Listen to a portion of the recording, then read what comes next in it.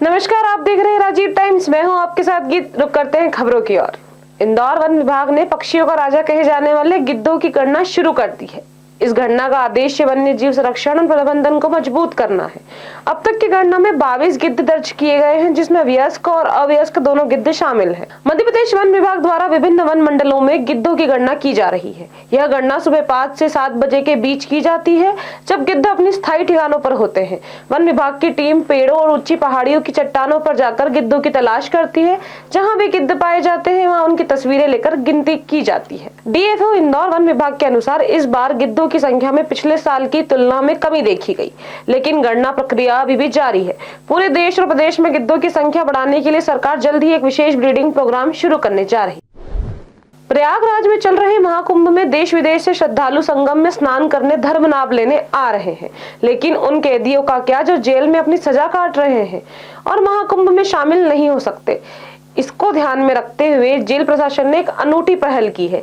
कैदियों के लिए प्रयागराज में विशेष रूप से गंगाजल मंगवाया गया, जिससे उन्हें अमृत स्नान का अवसर दिया गया। इंदौर की केंद्रीय जेल में जेल अधीक्षक अलका सोनकर ने नेतृत्व में कैदियों के लिए गंगाजल से अमृत स्नान की व्यवस्था की गई। जेल प्रशासन का मानना है कि इस आयोजन से कैदियों की मानसिकता में सुधार आएगा और धार्मिक आस्था उन्हें सकारात्मक दिशा में आगे बढ़ने के लिए प्रेरित करेगी। महाकुंभ में संगम स्नान को मोक्ष प्राप्ति का माध्यम माना जाता है। जेल में बंद कैदी खुद कुंभ स्नान करने नहीं जा सकते थे, इसलिए उनके लिए प्रयागराज से गंगाजल मंगवाकर इस जेल की टंकी में डाला गया। इस जल से सभी कैदियों के विधि विधान से स्नान किया। अलका सोनकर, जेल अधीक्षक, केंद्रीय जेल इंदौर, करीब 2400 कैदियों ने इस विशेष आयोजन में भाग लिया और गंगाजल से स्नान किया। 144 साल के बाद में महाकुंभ का महापर्व पड़ा है और हर व्यक्ति की ये इच्छा है कि वो वहाँ जाकर के स्नान कर सके। और हमारे बंदी भाई जो कि बंधनों में हैं, वो वहाँ जा नहीं सकते हैं, तो मैंने शाही स्नान के दिन का गंगा जल, जो कि सभी साधु संतों के हाथ से स्पर्श करा हुआ जल है, जिसको मैंने यहाँ पे मंगवाया है। और उसको मंगवाने के बाद विधि विधान से उसका अनुष्ठान पूर्वक पूजन करा के आज हमारे बंदी भाई उसमें स्नान कर पाएंगे। कैसे पहली बार हो रहा है ऐसा? प्रदेश में पहली बार हो रहा है कि? प्रदेश में मध्य प्रदेश केंद्रीय जेल इंदौर पहली जेल है जहाँ पे इस प्रकार का हम लोग ये आयोजन कर रहे हैं। और इसके पीछे मानसिकता सिर्फ यही है कि हमारे यशस्वी मुख्यमंत्री जी का ये मानना है कि बंदियों के बीच में हम हर वो कार्य करें जिससे उन्हें भी यह एहसास हो कि वो समाज की मुख्य धारा में जुड़े और वो समाज भी उनकी उतनी ही परवाह करता है। भले वो वहाँ जा नहीं सकते, लेकिन उनके लिए गंगा जी माता को हम यहाँ लेकर के आए। कहते भी हैं कि यदि मन चंगा तो कटौती में गंगा। कैदियों की तरफ से क्या रिएक्शन आ रहा है इस तरह का स्नान किया? मैं आपको बताना चाहूँगी कि हमारे ऐसे बहुत सारे बंदी हैं जो सुबह से व्रत के रूप में बैठे हुए हैं कि आज हम स्नान करने के बाद ही हम कुछ खाएंगे पिएंगे। तो उनके बीच में बहुत ही उमंग है, बहुत उत्साह है और उन्हें कहीं ना कहीं ऐसा लग रहा है कि हम जा जरूर नहीं पाए, लेकिन माता ने हमारी सुनी, भोलेनाथ ने हमारी सुनी और गंगा माता स्वयं यहाँ पे किसी भी माध्यम से आई हैं। लेकिन आज हमें उनका जो है पुण्य लाभ और हमें स्नान का लाभ मिल पाएगा। दीदी, ये सोच कहाँ से आई है आपको? क्योंकि अमृत स्नान ये 44 साल बाद आया है, तो ये आपको सोच कहाँ से आई है कि कैदी भाइयों के लिए भी स्नान कराने की व्यवस्था यही कर रही है? हम दिन प्रतिदिन सोशल मीडिया के माध्यम से, ये टीवी के माध्यम से, पेपरों के माध्यम से हम ये देख रहे हैं कि कितनी भीड़ उमड़ रही है, कितने लोग वहाँ जा रहे हैं। ना सिर्फ देश के बल्कि विदेश के भी लोग आ रहे हैं और आज हमारे देश के ही कुछ लोग जो कि बंधनों में हैं वो जा नहीं सकते हैं। तो ऐसा पुण्य लाभ यदि हम उनको यहाँ दिला पाएँ, इस सोच के साथ मैंने अपने कुछ बहुत ही नज़दीक के परिजन गए हुए थे, तो मैंने उनसे मंगवाया और मैंने यही बोला था कि जब आप वहाँ से जल लें तो वहाँ पे ये संकल्प करके लें कि ये जल हमारे जेल के बंदी भाइयों के स्नान के लिए लेके जा रहे हैं। मैम, किसी बंदी ने ये संकल्प लिया कि हम अपराध से दूर रहेंगे? लगभग आज हमारे बीच में बहुत सारे ऐसे बंदी हैं जिन्होंने संकल्प लिया है कि अब हम अपना आगे का जीवन समाज के हित में, समाज के कार्यों में लगाएंगे। आज गंगा माता यहाँ तक आकर के हमारे लिए आशीर्वाद देख के स्वरूप आई हैं, तो हम आगे जीवन में कभी भी अपराध नहीं करेंगे। इंदौर में रंग पंचमी का उल्लास अपने चरम पर होता है और इस बार इस उत्सव की भव्यता और भी बढ़ने वाली है। इंदौर के महापौर पुष्यमित्र भार्गव ने मुख्यमंत्री डॉक्टर मोहन यादव को उनकी पूरी कैबिनेट के साथ ऐतिहासिक गेर में शामिल होने का निमंत्रण दिया है। गेर, जो इंदौर की पहचान बन चुकी है, हर साल लाखों लोगों के रंग के इस महासंग्राम में शामिल होने का मौका देती है। रंग पंचमी के अवसर पर इंदौर की सड़कों पर निकलने वाली गेर केवल एक उत्सव नहीं, बल्कि शहर की अनूठी सांस्कृतिक परंपरा है। यह आयोजन इतना खास है कि इसे देखने देश विदेश से पर्यटक आते हैं। पिछले वर्ष मुख्यमंत्री ने इस गैर में शामिल होकर जमकर होली खेली थी और इस बार भी उन्हें ऐतिहासिक आयोजन का हिस्सा बनने का न्योता दिया गया है। विधायक गोलू शुक्ला ने भी मुख्यमंत्री और पूरी कैबिनेट को आमंत्रित करते हुए कहा कि इंदौर की गैर केवल मध्य प्रदेश ही नहीं बल्कि पूरे देश की सबसे खास होली परंपराओं में से एक है। इसे यूनेस्को की विश्व धरोहर में शामिल करने की तैयारी भी चल रही है ताकि इस उत्सव को वैश्विक पहचान मिल सके। गैर के दौरान पूरा इंदौर रंगों से सारोबर हो जाता है और इस वर्ष प्रशासन भी इसे और भव्य बनाने की तैयारियों में जुट गया है। लाखों लोग इस उत्सव का हिस्सा बनने वाले हैं और अब ये देखना है दिलचस्प होगा कि इस बार मुख्यमंत्री किस अंदाज में गैर में शामिल होते हैं। देखिए, इंदौर की रंग पंचमी पर निकलने वाली गैरों को अपना बनाने का रंगों का एक अद्भुत आयोजन है, जहां स्व प्रेरणा से लोग सड़कों पर रंग गुलाल खेलते हैं और हर तरह के संदेश को, सामाजिक समरसता का हो, रंगों का हो, आपसी प्रेम भाईचारे का संदेश देती है और अब ये विश्व प्रसिद्ध आयोजन है। पिछली बार भी माननीय मुख्यमंत्री जी इस गैर में शामिल हुए थे। हम अपनी तैयारियां गैर की शुरू कर चुके हैं, तो मैंने इस बार फिर माननीय मुख्यमंत्री जी पूरी कैबिनेट के साथ आए ऐसा निमंत्रण दिया है। साथ ही मैं तो देश भर से और विदेशों में रहने वाले इंदौरी और भारतीयों को भी निमंत्रण दे रहा हूं कि वो इंदौर की गैर में शामिल हों। पिछले 2 सालों से हम NRI रथ भी उसमें चला रहे हैं, जहां नॉन रेसिडेंट इंदौरी या नॉन रेसिडेंट इंडियंस उन रथों में रहकर गैर का आनंद लेते हैं। उन सबको भी मैं आमंत्रित करूँ। वैसे जिस तरीके से देखा जाता है अन्य शहरों में भी इंदौर के GDC कॉलेज में छात्रों का गुस्सा चरम पर है। स्पोर्ट्स टीचर पर अनुचित व्यवहार का आरोप लगाते हुए छात्र लगातार विरोध प्रदर्शन कर रहे हैं। इस मामले में कलेक्टर आशीष सिंह ने भी संज्ञान लिया है और आश्वासन दिया है कि दोषी के खिलाफ सख्त कार्रवाई की जाएगी। इंदौर के GDC कॉलेज में छात्र बीते कई दिनों से प्रदर्शन कर रहे हैं। छात्रों का आरोप है कि स्पोर्ट्स टीचर ने एक छात्र के साथ अनुचित व्यवहार किया है, जो गंभीर अपराध की श्रेणी में आता है। छात्रों का कहना है कि वे न्याय की मांग कर रहे हैं और जब तक उचित कार्रवाई नहीं होती उनका पूरा प्रदर्शन जारी रहेगा। इस पूरे मामले में कलेक्टर आशीष सिंह ने मीडिया से बात करते हुए कहा कि पुलिस द्वारा जांच जारी है और संबंधित विभाग को जानकारी जुटाई जा रही है। दोषी पाए जाने पर स्पोर्ट्स टीचर के खिलाफ सख्त कार्रवाई होगी। इस पूरे घटनाक्रम के चलते कॉलेज प्रशासन पर भी सवाल खड़े हो रहे हैं। छात्रों का कहना है कि यदि पहले ही इस मामले पर ध्यान दिया जाता तो उन्हें प्रदर्शन करने की जरूरत नहीं पड़ती। बच्चे प्रदर्शन भी करने लगा। देखिए, इसमें जो पुलिस के द्वारा कार्रवाई हुई है उस पे संज्ञान लेके जो संबंधित विभाग है उससे प्रतिवेदन प्राप्त किया जाएगा और जो भी आवश्यक कार्रवाई होगी। मध्य प्रदेश कांग्रेस में नेतृत्व को लेकर अहम चर्चाएं जारी हैं। कांग्रेस नेता जयवर्धन सिंह ने पार्टी के नए प्रभारी हरीश चौधरी की तारीफ करते हुए कहा कि उनके नेतृत्व में पार्टी मजबूत होगी। वहीं उन्होंने भाजपा पर भी हमला बोला और प्रदेश अध्यक्ष पद को लेकर चल रही गुटबाजी पर तंज कसा। कांग्रेस नेता जयवर्धन सिंह ने कहा कि हरीश चौधरी एक कद्दावर नेता है और राहुल गांधी व मल्लिकार्जुन खड़गे ने उन्हें मध्य प्रदेश का प्रभार सौंपकर सही फैसला लिया है।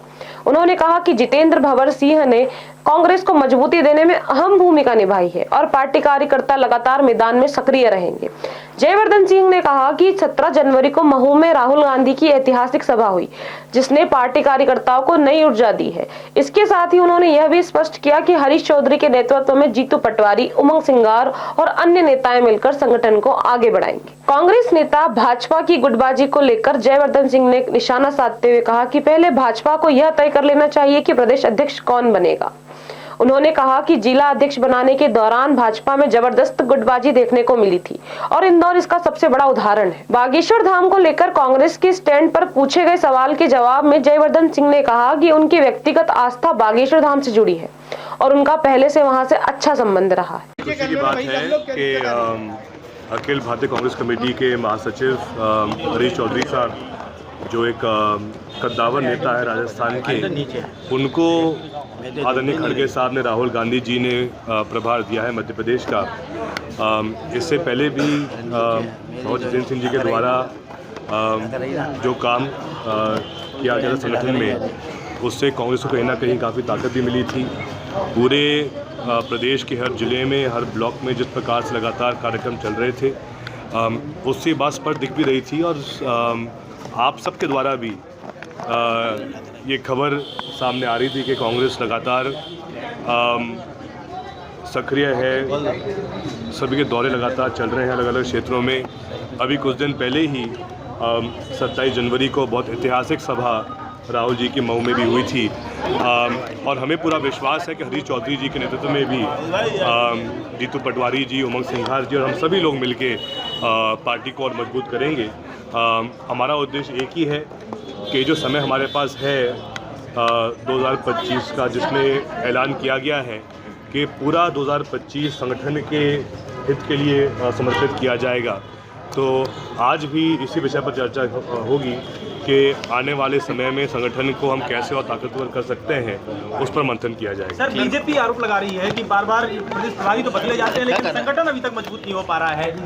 मैं भाजपा को ये सलाह दूंगा कि जो कसमाकस उनमें चल रही है प्रदेश अध्यक्ष को लेके, पहले वो खुद ही तय कर लें कि उनका जो प्रदेश का नेतृत्व है संगठन का, वो कौन संभालेगा। जिलों में ही उनको इतना टाइम लग गया। हमने देखा इंदौर में किस प्रकार से इतनी गुटबाजी भाजपा में दिख रही थी, तो कहीं ना कहीं वही गुटबाजी भाजपा में दिख रही है प्रदेश के लिए भी, जबकि उनकी जो प्रक्रिया थी वो लगभग पूरी हो चुकी है। लेकिन अभी भी भाजपा का अध्यक्ष कौन रहेगा मध्य प्रदेश में, वो स्पष्ट नहीं कर पा रहे हैं। बागेश्वर धाम को लेकर कांग्रेस पार्टी का क्या स्टैंड है आपके? देखिए, मैंने पहले भी कहा है कि निजी आस्था का विषय है। मेरा परिचय बहुत पहले से है महाराज जी के साथ में और बहुत अच्छे संबंध भी है। इंदौर नगर निगम प्रशासन एक्शन मोड में है। आयुक्त के निर्देश पर रिमूवल विभाग ने राजकुमार ब्रिज के नीचे वल्लभ नगर स्थित जर्जर दुकानों को हटाने की कार्रवाई की है। नगर निगम की इस कार्रवाई के तहत राजकुमार ब्रिज के नीचे स्थित 4 दुकानें को हटाया गया, जो काफी जर्जर हालत में थी। अधिकारियों का कहना है कि ये दुकानें लंबे समय से बंद पड़ी थी और भविष्य में कोई दुर्घटना हो सकती थी। इसी को ध्यान में रखते हुए निगम प्रशासन ने तत्काल कार्रवाई की। नगर निगम प्रशासन का कहना है कि शहर में इस तरह के जर्जर भवनों और खतरनाक संरचनाओं की पहचान कर उन्हें खिलाफ उचित कार्रवाई की जाएगी, ताकि किसी भी अप्रिय घटना से बचा जा सके। वो छोड़ देता था, बाकी वो छोड़ देता।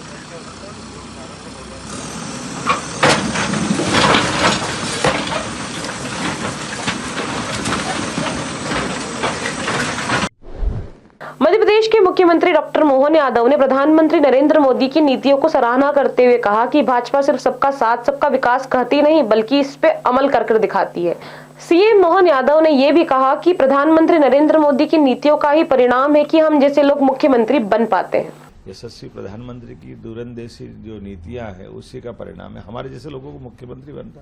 मेरे परिवार में कोई सांसद विधायक मंत्री नहीं, लेकिन हमको मुख्यमंत्री बना के बताया। ऐसे सबका साथ सबका विकास केवल कहते नहीं, वो करके दिखाते हैं और नए लोगों को भरोसा करते हैं। लोकतंत्र की खूबसूरती भी यही, हर परिवार हर समाज से लोग जाना चाहिए। एक तरफ सबको साथ लेके चलने का माननीय मोदी जी का भाव, भाजपा का भाव, एक तरफ कुछ पार्टियां एक परिवार से बाहर नहीं आती, तो ये तो लोकतंत्र का मजाक था ना। उनको तमाचा है माननीय मोदी जी के द्वारा। रेखा गुप्ता अब आधी आबादी देश की महिला है, ऐसे आधी आबादियों में से हमारी पार्टी का उस विशाल दृष्टिकोण सामने आना चाहिए। जब हमने देश की राष्ट्रपति बना करके दिखाई, जो ट्राइबल की बेल्ट साथी है, महामहिम द्रौपदी मुर्मू जी अगर हमारे बीच में आई है, तो हमारे यशस्वी प्रधानमंत्री का बहुत बड़ा योगदान है। भाजपा की सोच उसमें आ रही। इसी प्रकार से रेखा गुप्ता अगर यहाँ मुख्यमंत्री बनती तो ये दिल्ली और देश के लिए बहुत अच्छा संदेश है। इंदौर में 84 साल के पूर्व मिलिट्री स्कूल प्रिंसिपल को शेयर मार्केट में भारी मुनाफे का लालच देकर 1,70,45,000 रुपए की ऑनलाइन ठगी का मामला सामने आया है। शातिर ठगों ने वर्चुअल नंबरों से संपर्क कर उन्हें निवेश के नाम पर ठग लिया। इस मामले में क्राइम ब्रांच के एडिशनल डीएसपी राजेश दंदोतिया ने बताया कि पीड़ित पूर्व प्रिंसिपल, जो पहले भंडारा महाराष्ट्र स्थित ऑर्डिनेंस फैक्ट्री स्कूल और इंदौर के कोठारी कॉलेज में प्रोफेसर रह चुके हैं, उन्होंने हेल्पलाइन नंबर 1930 पर शिकायत दर्ज करवाई। पीड़िता ने बताया कि आर्यन आनंद नामक व्यक्ति ने कॉल कर उन्हें ट्रेडिंग ग्रुप में जोड़ा, जहां अन्य सदस्य निवेश और मुनाफे की चर्चा कर रहे थे। ग्रुप में फर्जी डिपॉजिट स्लिप और स्क्रीनशॉट शेयर किए जाते थे ताकि लोगों का विश्वास दिलाया जा सके। इसके बाद ठगों ने stock.msclvip.top नामक लिंक भेजकर फर्जी ऐप इंस्टॉल करवाया और निवेश के लिए तैयार कर लिया। पीड़िता ने 9 अलग अलग ट्रांजैक्शन में 1,70,00,000 रुपए जमा कर दिए। फर्जी ऐप से मुनाफा दिखाया जाता रहा, लेकिन जब पीड़िता ने पैसे निकालने की कोशिश की तो ठगों ने टालमटोल करना शुरू कर दिया। अंततः नंबर बंद कर दिए। बुधवार को शिकायत के बाद पुलिस ने आरोपियों के बैंक खाते फ्रीज कर दिए। वहीं राजेश एडिशनल डीएसपी राजेश दंदोटिया खुद पीड़िता से मिलने पहुंचे और काउंसलिंग की। हालांकि शुरुआत में पीड़िता को विश्वास नहीं हुआ कि उनके साथ ठगी हुई है, लेकिन अधिकारियों के समझाने पर उन्होंने मामला दर्ज करवाया। ये इंदौर में एक सीनियर सिटीजन के साथ एक इन्वेस्टमेंट फ्रॉड का मामला सामने आया। ये एक साइबर फ्रॉड है। इसमें बैंक से फ़ोन आया था मेरे पास और मैं तत्काल बैंक में गया भी था। बैंक मैनेजर ने भी समझाने की कोशिश की सीनियर सिटीजन को, लेकिन वो नहीं माने और वो अपने घर चले गए। जब मैं बैंक में पहुंचा तो वो घर जा चुके थे। तो फिर एड्रेस लिया गया और एड्रेस पर पहुंचने पर जब उनको समझाया गया तो उन्होंने बोला कि 1 दिन का मुझे समय दीजिए, अभी मुझे पुलिस की ज़रूरत नहीं है, मदद की ज़रूरत नहीं है, मुझे 1 दिन और दीजिए। तब फिर उनसे ये प्रॉमिस लिया गया कि आप कोई पैसा इन्वेस्ट नहीं करेंगे। तो उन्होंने ये प्रॉमिस किया कि कोई भी 1 रुपया इन्वेस्ट नहीं करेंगे। अगले दिन उनका फ़ोन आया कि सर आप सही थे, वो मेरे साथ फ्रॉड हो गया है। तो तत्काल उनको बुलवाया गया और यहाँ पर कंप्लेंट रजिस्टर की गई। लगभग 10 अकाउंट्स में इनका पैसा गया है और 9 के करीब इनके ट्रांजेक्शन हैं, अभी और चेक किए जा रहे हैं। अभी 1,70,00,000 का अभी तक का फ्रॉड सामने आया है। अभी वो कुछ और भी उन्होंने ट्रांजेक्शन्स किए हैं, उनकी भी डिटेल उनसे ली जा रही है। तो अभी ऑन प्रोसेस में है। इसमें ये 84 ईयर ओल्ड है ये, और ये पहले जो कि ऑर्डिनेंस फैक्ट्री जो स्कूल है भंडारा में, वहाँ पर उसके प्रिंसिपल रहे हैं जैसा कि इन्होंने बताया है। और उसके बाद फिर वो रिटायर्ड हो गए। रिटायर्ड होने के बाद इंदौर आए। फिर यहाँ पर कई इंस्टीट्यूशंस में इन्होंने काम किया। फिर कोठारी कॉलेज में भी लगभग 20 साल तक रहे, ऐसा इन्होंने बताया। और उसके बाद फिर अभी रिटायर्ड है पूरी तरीके से, घर पर रेस्ट करते हैं। तो इनके द्वारा ये इनके पास जैसा कि व्हाट्सएप पे एक मैसेज आया था, उसके बाद उनको ये आया कि आप इन्वेस्ट करिए तो आपको पैसा मिलेगा। इन्होंने इन्वेस्ट किया, एक लिंक भेजी, लिंक पर उनको डमी एक अकाउंट खोला जिसमें उनको पैसा बढ़ता हुआ दिखाई दे रहा था। और जब ये लगभग 3 जनवरी से इनके साथ ये घटनाक्रम हुआ था और लगातार ये परसों तक चला है। फिर उसके बाद जब उनकी समझ में आ गया, कभी ग्रीन चैनल के नाम से, कभी RBI के नाम से और कभी इंश्योरेंस के नाम से इनसे पैसा लिया गया कि आपका पैसा तभी मिलेगा, और इनसे पैसे डलवा लिए गए। फिलहाल अभी 1,70,00,000 का ट्रांजेक्शन सामने आया है। इसमें कंप्लेंट 1930 पर रजिस्टर करा दी गई है। इसमें बैंकों से जानकारी ली जा रही है। बैंकों से जानकारी के आधार पर वैधानिक कार्रवाई की जा रही है। क्या पुलिस से ज्यादा इनको विश्वास था अपराधियों पर, क्योंकि आपने समझाई वो ट्रैप हो गए थे। वो ट्रैप हो गए तो उनको ऐसा लग रहा था कि संभवतः मैं ये पैसा जमा कर दूंगा तो मेरा पैसा वापस मिल जाएगा। उसको लगातार बार बार ये कह रहे थे कि इस बार केवल RBI का जो ग्रीन चैनल है वो बनाना है, और जैसे ही आप पैसा जमा कर देंगे तो आपको पैसा मिल जाएगा। 36 लाख इनके द्वारा परसों जमा किए गए थे, जबकि बैंक मैनेजर के द्वारा भी इनको बताया गया था कि ये फ्रॉड है। बैंक मैनेजर ने भी समझाने की कोशिश की, लेकिन उनको ऐसा लगा कि संभवतः वो सही ट्रैक पर है। लेकिन बाद में जब फ्रॉड हुआ तब पता चला कि ये फ्रॉड है। अभी 10 खातों में 10 अकाउंट में पैसा गया, लेकिन किन किन अकाउंट में पैसा गया है देश के विभिन्न अकाउंटों में, किन किन जो स्टेट में गया है वो भी जानकारी ली जाए। आपकी समझाइश पे अगर रुक जाते तो इनका कितना पैसा और नहीं, वो मैंने उनसे प्रॉमिस ले लिया था कि आप पैसा खर्च नहीं करेंगे। तो उन्होंने पैसा एक भी नहीं दिया, लेकिन 1 दिन का समय लिया उसको वेरीफाइड करने के लिए, और काफ़ी एजुकेटेड है तो उन्होंने वेरीफाइड किया। तब उनको समझ में आया। तो अगले दिन ही मेरे पास सुबह लगभग 9:30-10 बजे मेरे पास फोन आ गया कि सर मेरे साथ फ्रॉड हो गया, आप सही थे। फिलहाल खबरों में इतना ही। देखते रहिए राजीव टाइम्स।